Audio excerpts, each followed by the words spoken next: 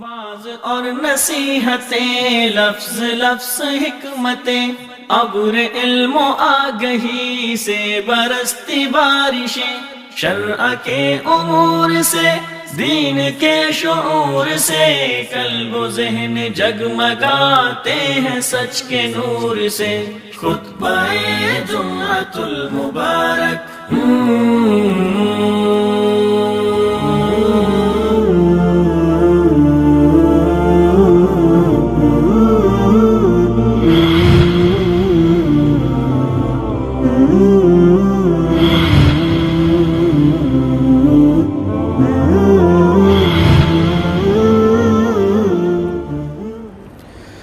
السلام علیکم ورحمۃ اللہ وبرکاتہ۔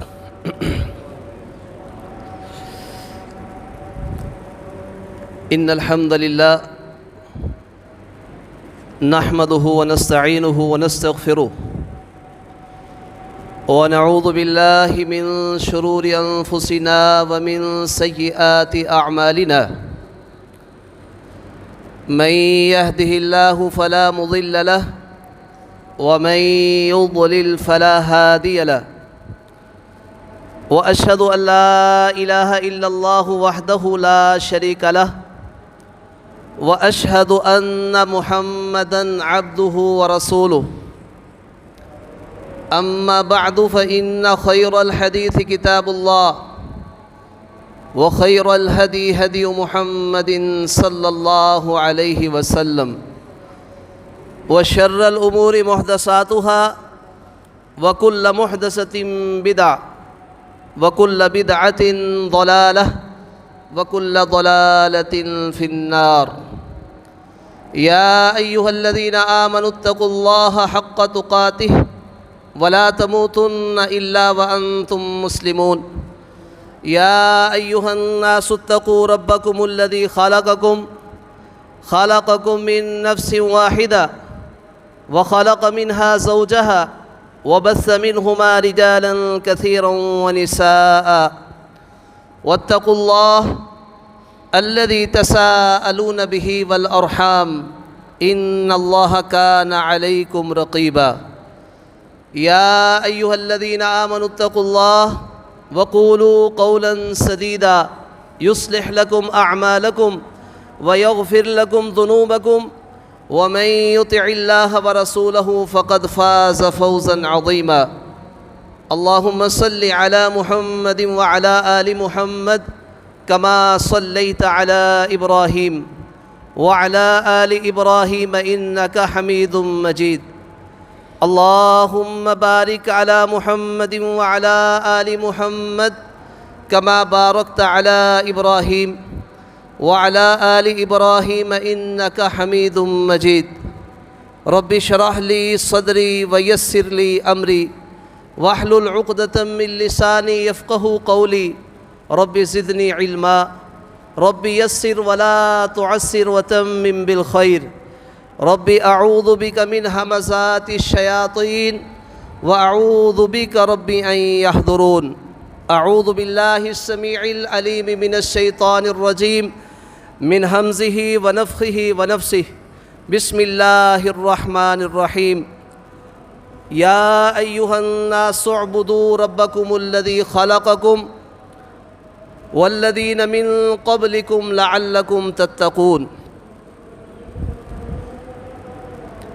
ہر قسم کی حمد و ثنا، تعریف و تمجید، تسبیح و تحمید اللہ ذوالجلال والاکرام کے لیے خاص ہے۔ بے شمار لا تعداد درود و سلام ہوں سید الرسل، اشرف الانبیاء، خاتم الرسل، سیدنا قائد اعظم، امام اعظم جناب محمد الرسول اللہ صلی اللہ علیہ وسلم کی ذات اقدس پر۔ عزیز ساتھیو، سورۃ البقرہ کی ایک آیت کی تلاوت آپ احباب کے سامنے کی ہے۔ اللہ ذوالجلال والاکرام نے اس آیت کے اندر سب لوگوں کو اس بات کا حکم دیا کہ اعبدوا ربکم، کہ تم سب کے سب اپنے رب کی عبادت کرو، اس لیے کہ اس رب نے خلقکم تمہیں بھی پیدا کیا، والذین من قبلکم اور تم سے پہلے لوگوں کو بھی پیدا کیا، لعلکم تتقون تاکہ تم یہ عبادت کر کے متقی اور پرہیزگار بن جاؤ۔ عزیز ساتھیو، اللہ ذوالجلال والاکرام نے یہ دنیا جو ہے جس مقصد کے لیے بنائی ہے، اس مقصد کو اللہ تعالیٰ نے 27ویں پارے میں ذکر کیا ہے۔ فرمایا وَمَا خَلَقْتُ الْجِنَّ وَالْإِنسَ إِلَّا لِيَعْبُدُونَ، کہ میں نے جنوں کو اور انسانوں کو صرف اور صرف اس لیے بنایا ہے تاکہ یہ میری عبادت کریں۔ اور اللہ ذوالجلال والاکرام نے اس آیت کے ذریعے ہمیں یہ سمجھا دیا کہ جو لوگ یہ سمجھتے ہیں کہ لولاک لما خلقت الافلاک، کہ اے پیارے پیغمبر اگر ہم نے آپ کو پیدا نہ کرنا ہوتا تو میں رب نہ زمین بناتا، نہ آسمان بناتا، نہ جنت بناتا، نہ جہنم بناتا، نہ کسی مخلوق کو پیدا کرتا۔ تو یہ جو روایت پیش کی جاتی ہے قرآن کریم کی، اس آیت سے پتہ چلتا ہے کہ اللہ ذوالجلال والاکرام نے کائنات کو محمد رسول اللہ صلی اللہ علیہ وسلم کے لیے نہیں بنایا۔ اللہ تعالیٰ نے قرآن کریم میں اس بات کی وضاحت کر دی ہے کہ میں نے زمین و آسمان کو، یہ ساری مخلوقات کو صرف اور صرف اپنی عبادت کے لیے پیدا کیا ہے، کہ یہ زمین والے، آسمانوں والے سارے مل کے میری عبادت کریں۔ اور اسی لیے اللہ ذوالجلال والاکرام نے پوری دنیا کے اندر جب اپنے رسولوں کا مختلف ادوار میں سلسلہ جاری کیا تو یہ اعلان بھی کیا اور ہمیں قرآن کے ذریعے بتلا دیا کہ لوگوں وَلَقَدْ بَعَثْنَا فِي كُلِّ أُمَّةٍ رَسُولًا، کہ ہم نے ہر امت کے اندر کوئی نہ کوئی رسول مبعوث کیا ہے۔ کس لیے کیا؟ کہ وہ آ کے ان کو بتلائے کہ اعبدوا اللہ، کہ تم سارے کے سارے کس کی عبادت کرو؟ ایک اللہ کی عبادت کرو۔ تو نبی مکرم علیہ السلام نے ان آیات کو عوام کے سامنے پڑھا، صحابہ کرام کے سامنے پڑھا، انہوں نے سنا، یاد کیا۔ آج وہ آیات ہمارے سامنے موجود ہیں۔ اس لیے یہ سلسلہ آپ دیکھیں رسولوں کا حضرت نوح علیہ السلام سے شروع ہوا، کیونکہ آدم علیہ السلام سے لے کر نوح علیہ السلام کی آمد تک سب لوگ ایک امت تھے جو عالم ارواح میں وعدہ کر کے آئے تھے۔ اس وعدے کی پاسداری کرتے ہوئے سارے کے سارے اللہ کی عبادت کرتے تھے، اسی کو مانتے تھے، ایک توحید پر تھے۔ لیکن اس کے بعد یہ 1000 سال کا فاصلہ بنتا ہے، آدم علیہ السلام سے لے کر نوح علیہ السلام کی آمد تک سب لوگ ایک تھے۔ اس کے بعد اختلاف ہوا، لوگوں نے اللہ کی عبادت جو تھی خاص اس کے لیے کرنی تھی، اس کو غیروں کے لیے کرنا شروع کیا۔ تو اللہ ذوالجلال والاکرام، اللہ کی یہ قاعدہ ہے، اللہ کا یہ قانون ہے، اس وقت تک اللہ ذوالجلال والاکرام قوموں پر عذاب نہیں بھیجتے جب تک ان کے اندر اپنے رسول مبعوث نہ کر دے۔ وَمَا كُنَّا مُعَذِّبِينَ حَتَّى نَبْعَثَ رَسُولًا۔ اور پھر سب سے پہلے رسول نوح علیہ السلام آئے، اور اللہ ذوالجلال والاکرام نے قرآن کریم میں ان کا تذکرہ کیا۔ وَلَقَدْ أَرْسَلْنَا نُوحًا إِلَىٰ قَوْمِهِ، ہم نے نوح علیہ السلام کو ان کی قوم کی طرف مبعوث کیا، اور انہوں نے آ کے کیا کہا؟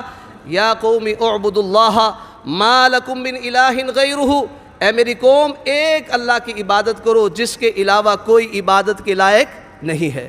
اسی طرح اللہ ذوالجلال والاکرام نے عاد کا ذکر کیا، فرمایا وَإِلَىٰ عَادٍ أَخَاهُمْ هُودًا، ہم نے عاد کی طرف ان کے بھائی ہود علیہ السلام کو بھیجا، انہوں نے آ کر بھی یہی کہا یا قوم اعبدوا اللہ ما لکم من الہ غیرہ، اے میری قوم اللہ کی عبادت کرو جس کے علاوہ کوئی عبادت کے لائق نہیں ہے۔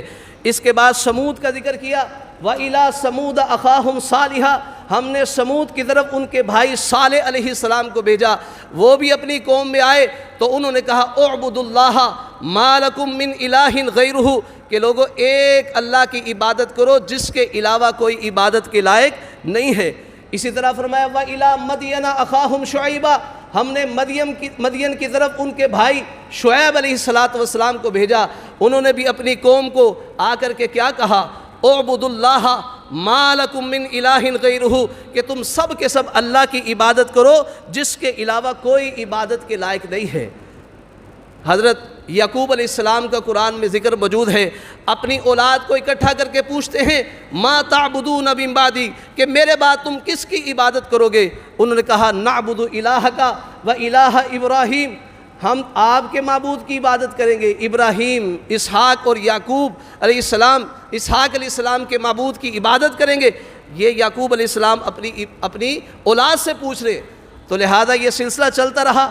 موسیٰ علیہ السلام کو بھی یہی حکم ہوا کہ آپ نے فَاعْبُدْنِي وَأَقِمِ الصَّلَاةَ لِذِكْرِي، میری عبادت کرنی ہے اور میری یاد کے لیے نماز کو قائم کرنا ہے۔ اسی طرح عیسیٰ علیہ السلام کا اللہ نے قرآن میں ذکر کیا۔ عیسیٰ علیہ السلام نے بنی اسرائیل کو کیا کہا؟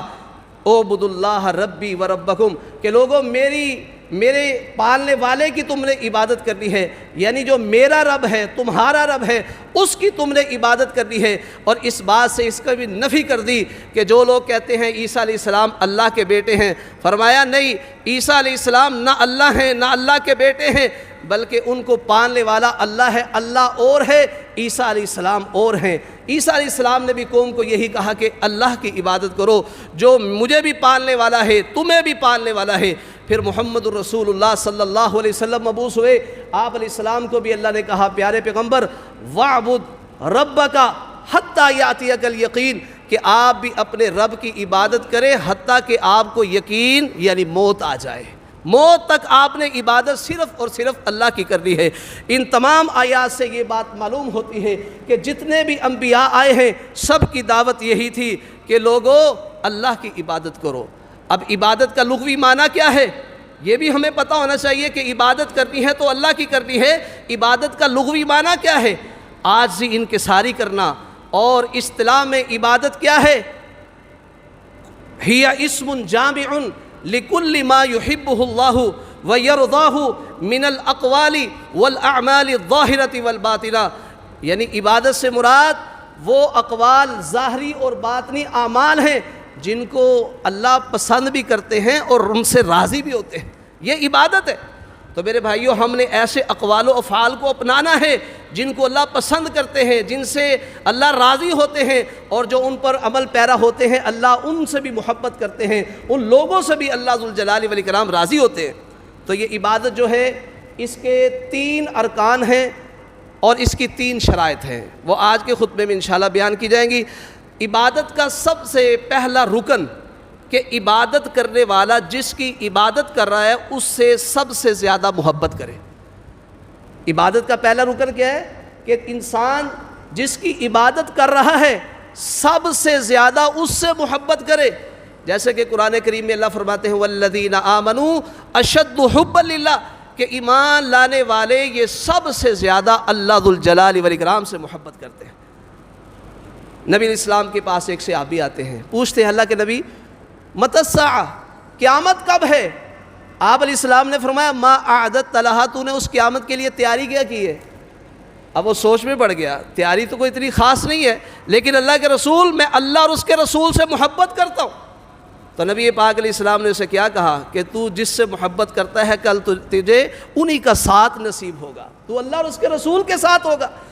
تو اس لحاظ سے عبادت کرنے والا عابد اس وقت کہلائے گا جب اس کے اندر 3 چیزیں پائی جائیں گی، اس وقت اسے کہیں گے یہ عابد ہے، عبادت گزار ہے۔ ان میں سے پہلی چیز کیا ہے؟ سب سے زیادہ اللہ سے محبت کرنی ہے۔ اور قرآن کریم میں اللہ ذوالجلال والاکرام نے اس بات کا تذکرہ کیا ہے کہ جو لوگ اللہ سے اس کے رسول سے محبت نہیں کرتے، اللہ ذوالجلال والاکرام نے سورۃ توبہ میں فرمایا ہے قُلْ إِنْ كَانَ آبَاؤُكُمْ وَأَبْنَاؤُكُمْ وَإِخْوَانُكُمْ وَأَزْوَاجُكُمْ وَعَشِيرَتُكُمْ وَأَمْوَالٌ اقْتَرَفْتُمُوهَا وَتِجَارَةٌ تَخْشَوْنَ كَسَادَهَا وَمَسَاكِنُ تَرْضَوْنَهَا أَحَبَّ إِلَيْكُمْ مِنَ اللَّهِ وَرَسُولِهِ وَجِهَادٍ فِي سَبِيلِهِ فَتَرَبَّصُوا حَتَّى يَأْتِيَ اللَّهُ بِأَمْرِهِ۔ اللہ فرماتے ہیں اگر تمہارے نزدیک تمہارے باپ دادے اور پردادے تمہیں زیادہ محبوب ہیں، اور تمہارے بیٹے، تمہارے بھائی، تمہاری بیویاں، تمہارا خاندان، اور وہ مال جس کو تم جمع کر کے رکھتے ہو، تمہاری وہ تجارت تم ڈرتے ہو کہیں ماند نہ پڑ جائے، اور تمہاری وہ رہائشیں جنہیں دیکھ کر تم خوش ہوتے ہو، یہ 8 چیزیں اللہ نے ذکر کی ہیں اس آیت میں۔ 8 چیزیں اگر تمہیں اللہ سے، اس کے رسول سے اور اس کے راستے میں جہاد کرنے سے زیادہ محبوب ہیں تو اللہ ذوالجلال والاکرام فرماتے ہیں فَتَرَبَّصُوا حَتَّى يَأْتِيَ اللَّهُ بِأَمْرِهِ، پھر تم اللہ کے عذابوں کا انتظار کرو۔ اب اس آیت پہ غور کریں تو اللہ ذوالجلال والاکرام بتلانا یہ چاہتے ہیں کہ اگر تم مجھ سے، میرے رسول سے محبت نہیں نہ کرتے تو پھر تم عذاب کے مستحق ہو۔ تو معلوم ہوا کہ عابد بندہ اس وقت بنے گا جب سب سے زیادہ اللہ سے محبت کرے گا۔ اگر وہ اللہ کا محبوب نہیں تو اللہ تعالیٰ تو اس کو عذاب کی دھمکی دے رہے ہیں کہ اللہ اگر اس کے محبوب نہیں، اللہ کو پسند نہیں کرتا، اللہ سے محبت نہیں کرتا، پھر آپ سمجھ جائیں کہ یہ بندہ اللہ کے عذابوں کا مستحق ہے، وہ عابد کہلانے کے قابل نہیں۔ اور دوسرا رکن جو عابد کے اندر پایا جائے گا تو وہ عابد کہلائے گا، وہ یہ ہے کہ انسان وَيَرْجُونَ رَحْمَتَهُ، اللہ ذوالجلال والاکرام کی رحمت کا امیدوار رہے، اللہ کی رحمت کا امیدوار رہے۔ قرآن کریم میں اللہ فرماتے ہیں یا عبادی الذین اسرفوا علی انفسہم لا تقنطوا من رحمت اللہ، اے میرے بندو اگر تم نے اپنی جانوں پہ ظلم کر لیے، زیادتیاں کر لی ہیں تو پھر تم نے اللہ کی رحمت سے مایوس نہیں ہونا، کیونکہ اللہ کی رحمت بہت وسیع ہے۔ وَرَحْمَتِي وَاسِعَتْ كُلَّ شَيْءٍ، میری رحمت نے ہر چیز کو گھیرا ہوا ہے، ہر چیز کے اوپر اللہ کی رحمت چھائی ہوئی ہے۔ تو تم نے اللہ کی رحمت سے نا امید نہیں ہونا۔ عابد جو ہوتا ہے وہ اللہ کی رحمت کا امیدوار رہتا ہے۔ اس لیے نبی اسلام نے کہا تھا لوگو یہ بات سن لو، اپنے عملوں سے جنت میں نہیں جاؤ گے جب تک تمہیں اللہ کی رحمت نہ ڈھانپ لے۔ صحابہ کرام کہنے لگے اللہ کے رسول آپ کو بھی؟ حالانکہ محمد رسول اللہ صلی اللہ علیہ وسلم وہ شخصیت ہے جن کے بارے میں اللہ فرماتے ہیں وَمَا أَرْسَلْنَاكَ إِلَّا رَحْمَةً لِلْعَالَمِينَ، کہ ہم نے آپ کو جہان والوں کے لیے رحمت بنا کر بھیجا۔ جہان والوں کی یہ رحمت، جہان والوں کی یہ رحمت جو ہے جنت میں جانے کے لیے اللہ کی رحمت کی محتاج ہے۔ اس لیے میرے بھائیوں نبی الاسلام فرما رہے ہیں کہ اللہ کی رحمت کے بغیر جنت میں نہیں جا سکتے، پھر ہماری نمازیں، ہمارے روزے پیچھے رہ جائیں گے۔ اس لیے نماز عبادت کرنی ہے تو اللہ کی رحمت کا امیدوار بن کے پھر عبادت کرنی ہے۔ اور اللہ ذوالجلال والاکرام نے ان لوگوں کا ذکر کیا ہے جو اللہ کی رحمت سے مایوس رہتے ہیں، فرمایا وَمَن يَقْنَطُ مِن رَحْمَةِ رَبِّهِ إِلَّا الضَّالُّونَ، کہ اللہ کی رحمت سے مایوس ہونے والے گمراہ لوگ ہیں۔ آپ اندازہ لگائیں کہ ایک بندہ عبادت کرے اور اللہ کی رحمت کا امیدوار نہ رہے تو پھر وہ عابد کیسے کہلا سکتا ہے؟ اللہ تو قرآن میں اس کو گمراہ کہہ رہے ہیں۔ اس لیے عابد اس وقت بندہ بنے گا جب اس کے اندر یہ 3 ارکان پائے جائیں گے۔ پہلا یہ ہے کہ وہ سب سے زیادہ اللہ سے محبت کرے، اور دوسرے نمبر پر اللہ کے عذابوں، دوسرے نمبر پر اللہ کی رحمت کا امیدوار رہے، اور تیسرے نمبر پر اللہ کے عذابوں سے ڈرے۔ وَيَخَافُونَ عَذَابَهُ، اللہ کے عذابوں سے ڈرے گا تو یہ تیسرا رکن اس کے اندر پایا جائے گا۔ اور محمد رسول اللہ صلی اللہ علیہ وسلم نے قرآن کریم میں جو آیات امت تک پہنچائی ہے ان میں یہ بات موجود ہے کہ لوگو ان عذابہا کان غراما، اللہ کا عذاب بہت سخت ہے، چمٹ جانے والا ہے۔ ان عذابی لشدید، میرا عذاب بہت زیادہ سخت ہے۔ کبھی کہا وَأَنَّ عَذَابِي هُوَ الْعَذَابُ الْأَلِيمُ، کہ میرا عذاب بہت دردناک عذاب ہے، بہت دردناک، تکلیف دینے والا ایسا عذاب ہے۔ تو نبی مکرم علیہ السلام جب عبادت کرتے، صحابی کہتے ساری رات یہی آیت پڑھتے رہے ان تعذبہم فإنہم عبادک وإن تغفر لہم، اے اللہ اگر تو ان کو سزا دے تو تیرے بندے ہیں، اگر تو معاف کر دے تو غالب ہے، حکمتوں والا ہے۔ اب نبی اسلام عبادت بھی کر رہے ہیں، یہ آیت بھی پڑھ رہے، اللہ کے عذابوں سے نبی علیہ السلام بھی ڈر رہے، اس لیے تشہد کے اندر عبادت کرتے ہوئے نبی السلام اللہم انی اعوذ بک من عذاب القبر ومن عذاب جہنم، نبی اسلام جہنم کی عذاب سے اللہ کی پناہ مانگا کرتے تھے۔ تو عبادت کرنے والے کے اندر جب یہ 3 چیزیں پائی جائیں گی تو پھر وہ عابد کہلائے گا۔ پہلی چیز کیا ہے کہ سب سے زیادہ اللہ سے محبت کرے کیونکہ وہ منعم ہے، انعام کرنے والا ہے، اور دوسرے نمبر پر اس کی رحمتوں کا امیدوار رہے، اور تیسرے نمبر پر اس کے عذابوں سے ڈرتا رہے۔ جب اس کے اندر یہ 3 چیزیں پائی جائیں گی نا، اس کے بعد پھر اس کی عبادت ہے۔ پہلے وہ عابد بنا، یہ نظریہ رکھ کے عبادت کرنے والا، اس کے اندر یہ 3 رکن پائے جانے چاہیے، پھر وہ عبادت کرتا ہے۔ اور اس کا ذکر، ان تینوں باتوں کا ذکر اگر آپ غور کریں نماز پڑھتے ہوئے، جب آپ فاتحہ پڑھتے ہیں پہلی آیت میں آپ کہتے ہیں الحمدللہ رب العالمین، تمام تعریفیں اس اللہ کے لیے جو سب جہانوں کو پالنے والا ہے۔ اب ذرا غور کیجئے، بندہ جب الحمدللہ کہتا ہے اس کا مطلب ہے یہ نعمتوں پہ الحمدللہ کہہ رہا ہے۔ نعمتیں کس کی ہیں؟ میرے اللہ کی ہیں۔ یہ اللہ کی نعمتوں کو قبول کرتے ہوئے، اللہ کی نعمتوں کو استعمال کرتے ہوئے، اس اللہ سے محبت کرتے ہوئے اپنی زبان سے یہ الفاظ ادا کرتا ہے، الحمدللہ رب العالمین، تمام تعریفیں اس اللہ کے لیے ہیں جو سب جہانوں کو پالنے والا ہے۔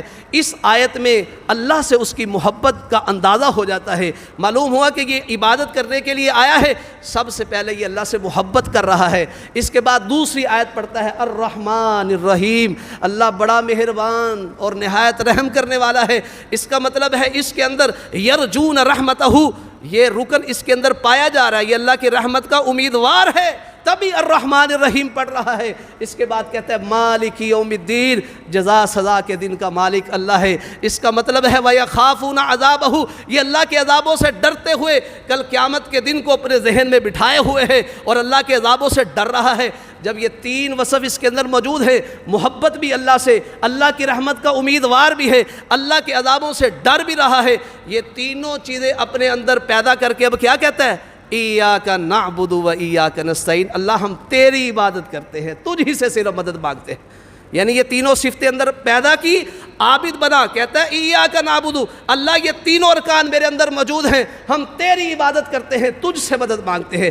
اب یہ اس بات کا حقدار ہے کہ یہ عابد کہلائے، کیونکہ قیامت کے دن پر جس کا ایمان نہیں ہے نا، کیونکہ یہ عذاب قیامت والے دن اللہ نے دینے ہیں، اور جس کا ایمان آخرت کے دن پر ہے وہی عذابوں کو مانتا ہے، اور جس کا آخرت کے دن پر ایمان نہیں ہے، قرآن کریم میں اللہ ذوالجلال والاکرام فرماتے ہیں وَمِنَ النَّاسِ مَن يَقُولُ آمَنَّا بِاللَّهِ وَبِالْيَوْمِ الْآخِرِ، لوگوں میں سے کچھ وہ ہیں جو کہتے ہیں ہم اللہ پر بھی ایمان لائے اور آخرت کے دن پر بھی ایمان لائے، وَمَا هُمْ بِمُؤْمِنِينَ، لیکن یہ ایماندار نہیں ہیں، يُخَادِعُونَ اللَّهَ وَهُوَ يُخَادِعُونَ اللَّهَ، یہ اللہ کو دھوکہ دیتے ہیں، لوگوں کو دھوکہ دیتے ہیں، حقیقت میں وَمَا يَخْدَعُونَ إِلَّا أَنفُسَهُمْ وَمَا يَشْعُرُونَ، یہ اپنے آپ کو دھوکہ دے رہے ہیں۔ یعنی ایسے لوگ جو آخرت کے عذابوں کو نہیں مانتے، اللہ تعالیٰ قرآن میں ان کو دھوکے باز کہہ رہے ہیں، تو جب یہ دھوکے باز ہے عابد کیسے کہلا سکتے ہیں؟ تو عبادت کرنے والے کے لیے ضروری ہے پہلے اپنے اندر تین رکن پیدا کرے، اور تین رکن پیدا کر کے پھر عبادت کرے۔ جب یہ عبادت کرے گا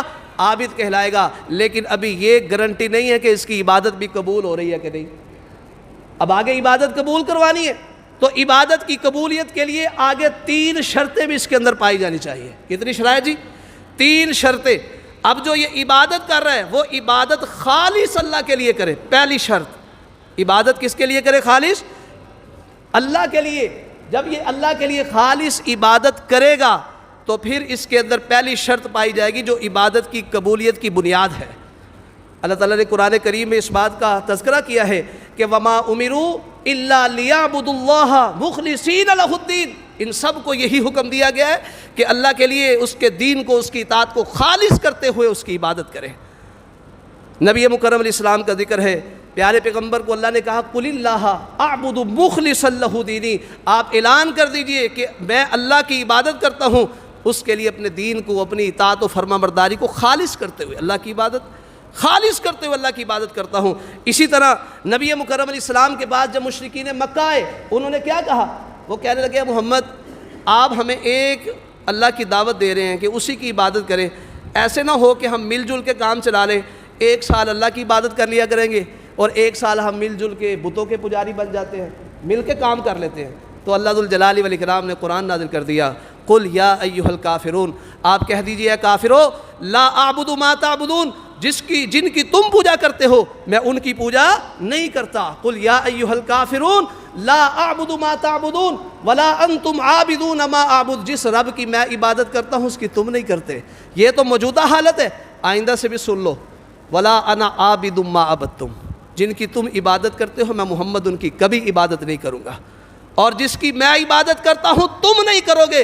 یہ وہی لوگ تھے ختم اللہ علی قلوبہم، جن کے دلوں پہ اللہ نے مہر لگا دی تھی، اور جو جنگ بدر کے اندر 70 کافر مارے گئے تھے، جن کی لاشیں اس کنویں میں پڑی ہوئی تھی، واقعتاً وہ عبادت گزار نہیں بنے۔ اس لیے نبی اسلام نے کہا لکم دینکم ولی دین، تمہارے لیے تمہارا دین ہے، میرے لیے میرا دین ہے۔ پیارے پیغمبر ایک اور اعلان کر دیجئے، قل افغیر اللہ تأمرونی اعبد ایھا الجاہلون، اور جاہلوں تم مجھے غیر اللہ کی عبادت کی دعوت دیتے ہو؟ لی عملی ولکم عملکم، میرے لیے میرے اعمال، تمہارے لیے تمہارے اعمال، انتم بریئون مما اعملو، جو میں عمل کرتا ہوں اس سے تم بری، اور جو تم عمل کرتے ہو میں محمد ان عملوں سے بری ہوں۔ تو میرے بھائیوں، عقیدے میں کوئی کمپرومائز نہیں ہے۔ دنیاوی لیول پر معاملات ہو جاتے ہیں لیکن عقیدے پہ کبھی بھی کمپرومائز نہ کیجیے گا۔ تو نبی مکرم علیہ الصلوۃ والسلام نے ان کے سامنے اس انداز سے رد کیا کہ میں تو خالص اللہ کی عبادت کروں گا، اس میں نہ ریاکاری ہوگی نہ اس میں شرک کی آمیزش ہوگی۔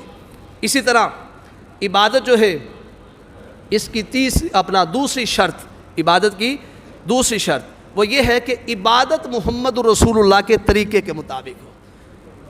عبادت کیسے ہو جی؟ محمد الرسول اللہ صلی اللہ علیہ وسلم کے طریقے کے مطابق ہو، کیونکہ اللہ ذوالجلال والاکرام نے محمد الرسول اللہ صلی اللہ علیہ وسلم کی زندگی امت کے لیے اسوہ حسنہ بنائی ہے، بہترین نمونہ ہے۔ نبی مکرم علیہ السلام کے بارے میں اللہ فرماتے ہیں لَقَدْ كَانَ لَكُمْ فِي رَسُولِ اللَّهِ أُسْوَةٌ حَسَنَةٌ۔ اسوہ حسنہ کا معنی کیا ہوتا ہے؟ دیکھیں، نمونہ، آپ کسی چیز کا کام کرتے ہیں، مثال کے طور پر آپ چابی بنواتے ہیں، آپ کے پاس ایک چابی ہے جس سے آپ تالا کھولتے ہیں، اب اس کے ساتھ کی آپ 2 چابیاں اور بنوانا چاہتے ہیں، وہ چابی 2 انچ لمبی ہے اور 3 دندانوں والی ہے، تو آپ جاتے ہیں تالے والے کے پاس، بنانے والے کے پاس کہ بھائی یہ میرا تالا ہے اور یہ اس کی چابی ہے، اس چابی کے ساتھ یہ تالا کھلتا ہے، میں چاہتا ہوں کہ اس چابی جیسی 2 چابیاں آپ اور مجھے بنا دیں۔ وہ کہتا ہے جی آپ یہ چابی مجھے دے دیں، یہ چابی دیتا ہے نمونے کے طور پر۔ اب وہ جو ہے نا 2 نمونے تیار کرتا ہے، لیکن اس چابی کو مد نظر نہیں رکھتا، اس چابی کو مد نظر نہیں رکھتا، بلکہ یہ اگر 2 انچ لمبی تھی وہ 3 انچ لمبی بناتا ہے، یہ 3 دندانوں والی تھی وہ 5 دندانوں والی بناتا ہے۔ اب یہ شخص اس کے پاس جاتا ہے، بھائی صاحب میں آپ کو چابی دے گیا تھا، اس کے ساتھ کی 2 چابیاں دے دیں۔ اب وہ اس کو 3 چابیاں تھماتا ہے، اب یہ دیکھتا ہے کہ میری چابی تو 2 انچ لمبی تھی، یہ 3 انچ لمبی بنا دی، میری چابی کے 3 دندانے تھے، یہ 5 دندانوں والی بنا دی، یہ کیا؟ وہ کہتا ہے یار میرا مٹیریل زیادہ ہے، میری محنت زیادہ ہے، آپ کی چابی پہ 3 دندانے تھے، میں نے 5 بنائے ہیں، آپ کا مٹیریل تھوڑا تھا، 2 انچ والا تھا، میں نے 3 والا دیا ہے، آپ لے جائیں یار۔ وہ کہتا ہے حضرت جی اگر آپ نے اپنی مرضی کرنی تھی تو میری چابی نمونے کے طور پر کیوں رکھی تھی؟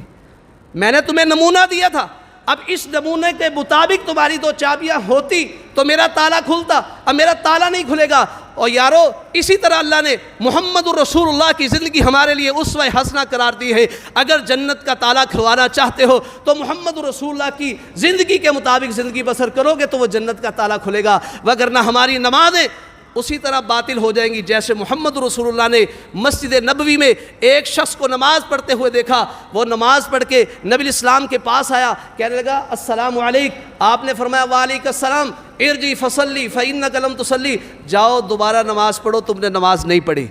ہم تو کہتے ہیں نا مولانا مسجد میں آیا تسی فتوے لانے شروع کر دیتے ہو، اللہ اکبر۔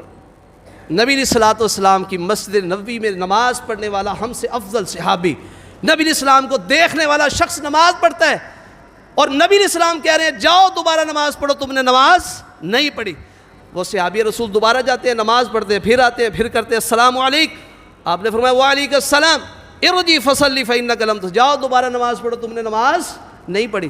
عبادت کر رہا ہے، عبادت صحابی کر رہا ہے، لیکن طریقہ محمد رسول اللہ والا نہیں ہے۔ تیسری مرتبہ بھی نماز ادا کی، نبی الاسلام نے ہر مرتبہ یہی کہا جاؤ دوبارہ نماز پڑھو، تیسری مرتبہ پڑھ کے آیا نا تو نبی الاسلام نے کیا کہا ارجع فصلی فإنک لم تصلی، جاؤ دوبارہ پڑھو، تم نے نماز نہیں پڑھی۔ 3 دفعہ نماز پڑھی، اور محمد رسول اللہ صلی اللہ علیہ وسلم ہر مرتبہ کہا تم نے نماز نہیں پڑھی، جاؤ۔ اب کہنے لگا اللہ کے نبی میں اس سے اچھی نماز نہیں پڑھ سکتا، آپ مجھے سکھا دیجئے۔ پھر آپ نے اسے وضو کا طریقہ بتلایا، آپ نے اسے کہا کہ تو نے نماز کیسے شروع کرنی ہے۔ اصل میں جو نماز پڑھ رہا تھا نا اپنی مرضی کی پڑھ رہا تھا، محمدی نماز نہیں پڑھ رہا تھا، وہ نماز نہیں پڑھ رہا تھا جس کے بارے میں محمد رسول اللہ نے صحابہ کو کہا تھا سلو کما رأیتمونی اصلی، نماز اس طرح پڑھو جس طرح مجھ محمد کو پڑھتے ہوئے دیکھا ہے۔ صحابی رسول وہ نماز نہیں پڑھ رہے تھے جس میں اعتدال نہیں تھا، اطمینان نہیں تھا، ارکان کو پورا نہیں کیا جا رہا تھا۔ تو نبی مکرم علیہ السلام نے اس صحابی سے 3 مرتبہ نماز پڑھائی۔ تو میرے بھائیو ہم کیسی نمازیں پڑھ رہے ہیں؟ ہماری نمازیں اگر محمد رسول اللہ کے طریقے کے مطابق نہیں ہے، نماز ایک بدنی اور قولی عبادت ہے، یہ تبھی قبول ہوگی جب اس میں محمد رسول اللہ کا طریقہ ہوگا۔ حضرت حذیفہ رضی اللہ تعالیٰ عنہ نے ایک شخص کو نماز پڑھتے ہوئے دیکھا، کہنے لگے یہ نماز تو کب سے پڑھ رہا ہے؟ کہنے لگے مجھے، حافظ ابن حجر اسقلانی نے فتح الباری میں 40 سال لکھے ہیں، وہ کہتا ہے مجھے 40 سال ہو گئے یہ نماز پڑھتے ہوئے۔ تو حضرت حذیفہ کہنے لگے اگر یہ نماز پڑھتے ہوئے تو مر گیا نا، اس دین پر نہیں مرے گا جس دین کو محمد رسول اللہ لے کر آئے ہیں صلی اللہ علیہ وسلم۔ تو اس لیے میرے بھائیوں، اللہ نے ہمیں دنیا میں اپنی عبادت کے لیے پیدا کیا ہے، اور عبادت کی قبولیت کی دوسری شرط محمد رسول اللہ کا طریقہ ہے۔ اگر یہ طریقہ ہمارے اندر نہیں آئے گا تو ہماری عبادات ضائع ہو جائیں گی۔ اطیعوا اللہ و اطیعوا الرسول، لوگو اللہ اور اس کے رسول کی اطاعت کرو، ولا تبطلوا اعمالکم، اپنے اعمال کو برباد نہ کرو، ضائع نہ کرو۔ تو نبی مکرم علیہ الصلوۃ والسلام نے جو ہمیں دین دیا ہے بڑا آسان ہے، بڑا بہترین دین ہے، اور اس دین کے اندر اس کے دن اور راتیں، اس کے اندر کوئی اندھیرا نہیں ہے، روشنی ہی روشنی ہے۔ ویسے تو رات ہوتی ہے تو اندھیرا ہوتا ہے نا، لیکن دین والی جو رات ہے نا، یہ رات بھی روشن ہے، دین بھی اس کا روشن ہے۔ جس طرح کوئی رہنمائی چاہے گا، اس دین کے اندر رہنمائی ہر طرح کی موجود ہے۔ اس لیے میرے بھائیوں، اگر ہم چاہتے ہیں کہ ہم اپنی عبادات اللہ کی بارگاہ میں قبول کروائیں تو ہمیں محمد رسول اللہ صلی اللہ علیہ وسلم کے طریقوں کو اپنانا ہوگا۔ 3 صحابی آتے ہیں، نبی اسلام کی عبادت کے بارے میں بیوی سے پوچھتے ہیں، تو نبی اسلام کی بیوی ان کو نبی اسلام کی عبادت بتلاتی ہیں۔ وہ کہنے لگے یار نبی اسلام کے اگلے پچھلے اللہ نے سارے معاف کر دیے ہیں، ہم تو گناہ گار بندے ہیں، ہم کوئی عبادت کا زیادہ طریقہ استعمال کرتے ہیں کہ ہم عبادت زیادہ کیا کریں۔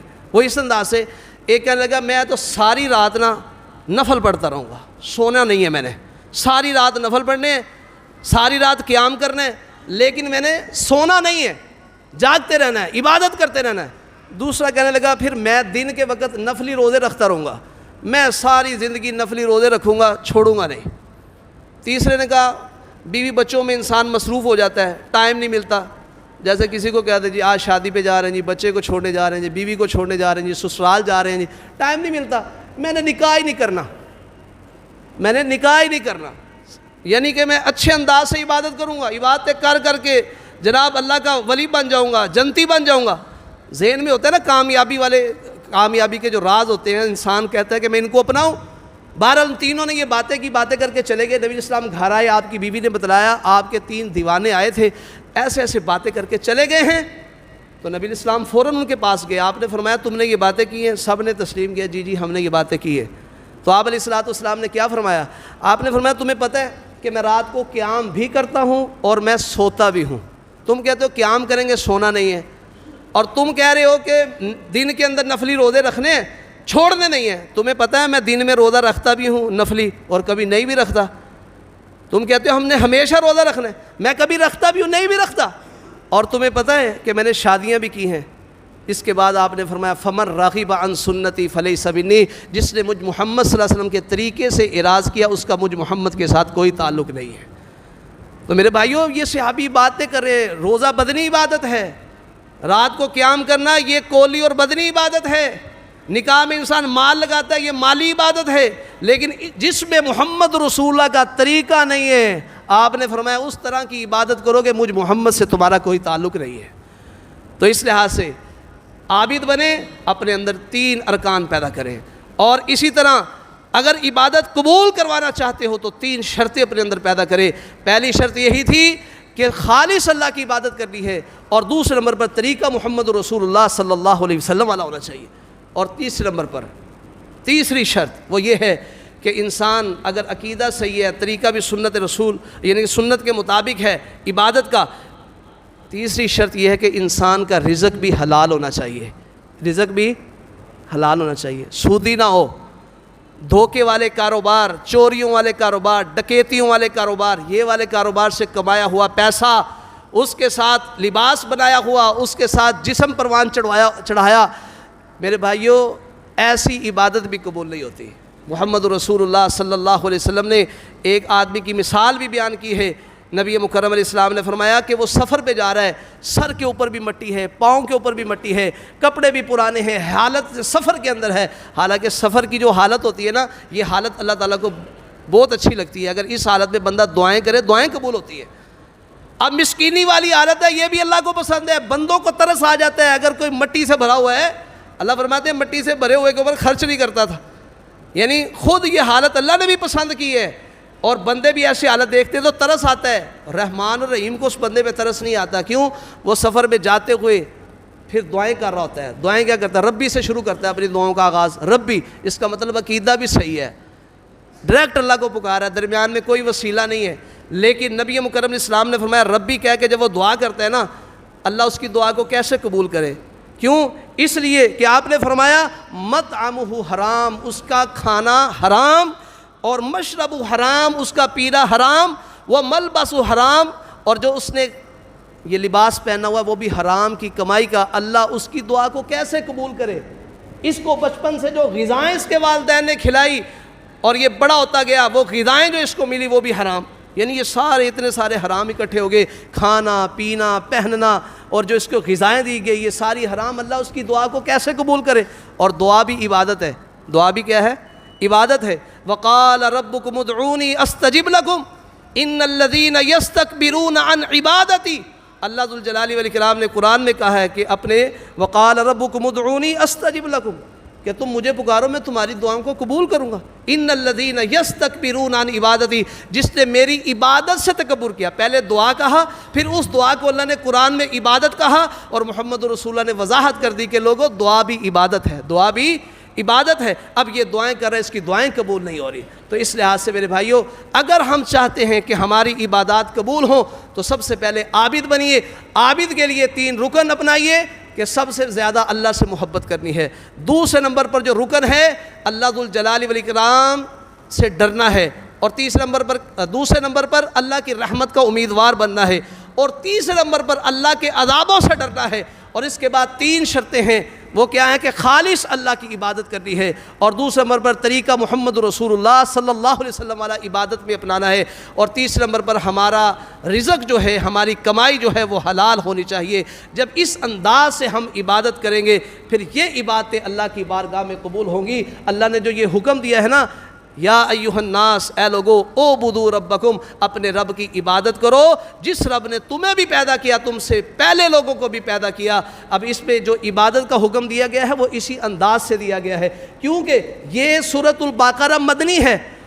یخافون عذابا ویرجون رحمتہ، یہ ساری باتیں مکی زندگی میں اللہ نے بیان کر دی ہے. اس کے بعد اللہ نے یہ سارا ایک شروع میں لا کے ہمیں حکم دے دیا کہ لوگو اپنے رب کی عبادت کرو، اس انداز سے کرو. عابد بن کے تمہارے اندر رکن بھی پورے ہوں، اور عبادت قبول کروانا چاہتے ہو تمہارے اندر شرائط بھی پوری ہوں، اس طرح تم عبادت کرو. عبادت اسی کی کیوں کرنی ہے؟ کیونکہ اس نے تمہیں پیدا کیا ہے، اور اس نے پیدا کس لیے کیا؟ اپنی عبادت کے لیے پیدا کیا ہے. اللہ اپنی عبادت کروا کے چاہتے کیا ہیں؟ لعلکم تتقون، تاکہ تم متقی اور پرہیزگار بن جاؤ. یعنی اللہ ہمیں متقی بنانا چاہتے ہیں. متقیوں کے کیا اوصاف ہیں، تقویٰ کیا ہوتا ہے، یہ انشاءاللہ زندگی رہی اگلے جمعے میں بیان کریں گے. اللہ تعالیٰ مجھے اور آپ کو عمل کی توفیق عطا فرمائے.